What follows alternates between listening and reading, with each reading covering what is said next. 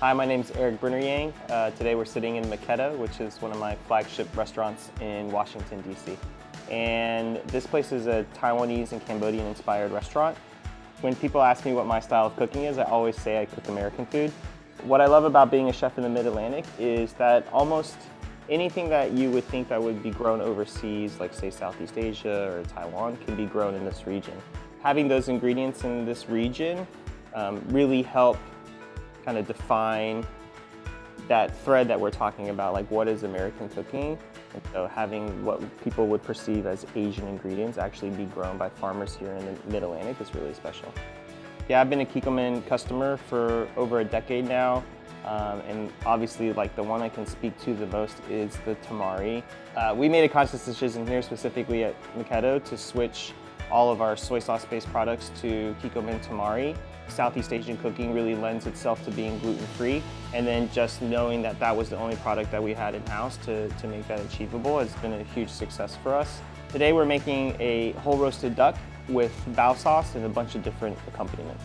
So over the last couple years I've been really obsessed with working on my Peking roast duck, but space-wise we just don't have the capability to do it. So we've been playing around with this version, kind of like half pea pie duck, and then using a roast duck technique. And I think we basically get like 85% Peking duck and then 15% classic roast duck, and I'm super happy with it. But what makes this really special is to get that color and that crispiness, you have to kind of bathe this duck in a tea that's almost like a really thinned out soy sauce based broth.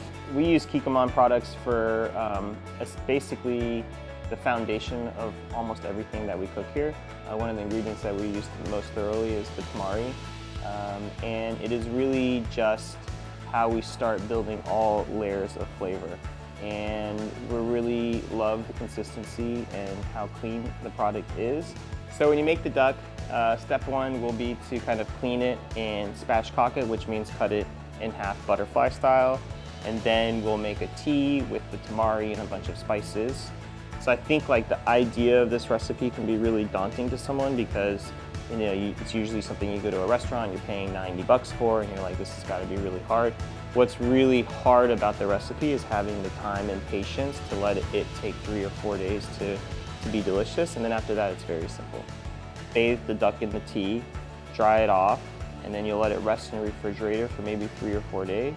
After that, you'll take it out, you'll roast it at a really high temperature for about 10 minutes, and then at a really low temperature for another 30 to 40 minutes. And then after that, you just let it rest in maybe 10, 15 minutes, and then put it back in the oven really, really hot, let's say like 500 degrees, 550 degrees for a couple minutes, and that'll get the skin really, really crispy. The bao sauce is really good. It's super simple. You take the Kikkoman hoisin sauce, mix it with sesame oil, Chinese 5-spice, chili oil, and just whip it all together, and that's it. We particularly like the Kikkoman hoisin sauce for its texture and mouthfeel. It's not too sweet, it has the right balance of umami, and it's actually, the paste itself is super smooth. And then sesame oil, it's not really great for cooking, but it's really great to finish a sauce. And we really like to add that extra note and gives it a nuttiness that's really delicious.